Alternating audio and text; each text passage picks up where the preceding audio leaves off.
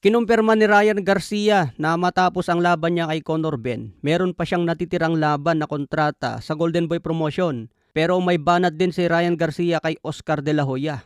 Sabi niya kay Oscar, hindi ko maintindihan kung bakit ang dami mo pang satsat tungkol sa laban ko. Kunin mo na lang yung parte mo sa pera at tumahimik ka na.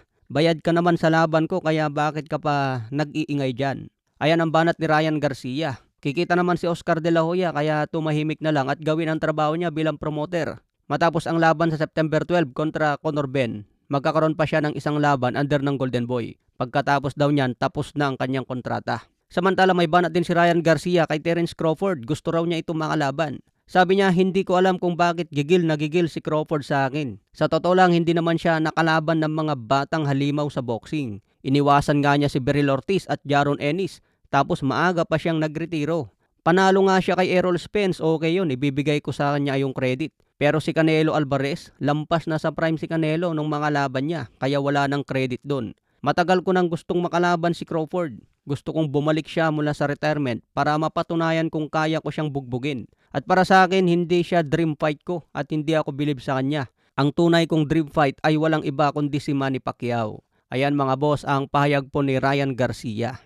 So, pabor ba kayo kay Ryan na hindi raw siya nagagalingan kay Crawford? Dahil si Spence at Canelo lang daw ang maganda sa kanyang resume. At si Canelo ay wala pa sa prime, kumbaga palaos na mga boss. Tingin nyo kakayanin ba ni Ryan Garcia si Terence Bud Crawford kung sakaling magkaharap sila? Sayang nga ang daming mga batang boksingero ang hindi nakalaban ni Crawford. Hindi niya nakaharap si Turman, Jaron Ennis, Beryl Ortiz, pati na rin si Johnny Vic Alimcanoli. Kaya marami talagang expert ang duda sa resume ni Terence Crawford. Pero maganda ang legacy ni Crawford, 3 division undisputed. Ang malaking katanungan lang dyan yung mga quality ng kalaban niya.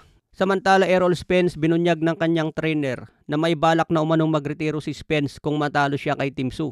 Wala na raw siyang kailangan patunayan pa kung matatalo sa kanyang pagbabalik. Ngunit kung manalo siya kay Tim Tszyu, baka magpatuloy pa sa boxing si Spence. Baka magkaroon pa ng 2 hanggang 3 laban. Kaya abangan natin ang bakbakan nila July 25 mga boss. Samantala Casimero, pinakita nga po ang WBC belt. Kumbaga kino-call out na ni Casimero ang WBC na gusto rin niya mapalaban sa kanilang titulo. Abangan natin ang update sa next fight ni Cuadro Alas. Sinabi nga po na big fight ito mga boss. Samantala nagharap na rin po si Anthony Joshua versus Christian Prenga. Bakbakan din ito July 25 under the DAZN. Matapos ang laban na ito ni Anthony Joshua, inaasikaso na po ang bakbakan niya kay Tyson Fury. Ito ang muling pagbabalik ni Joshua matapos niya basagin ang panga ni Jake Paul. Pero sinabi nga po ni Prenga mga boss, sisirain niya ang plano ni Anthony Joshua na lumaban kay Tyson Fury dahil susubukan daw niya itong pabagsakin sa laban. Okay mga boss, yan lang muna ang balita natin ngayon. Follow for more updates.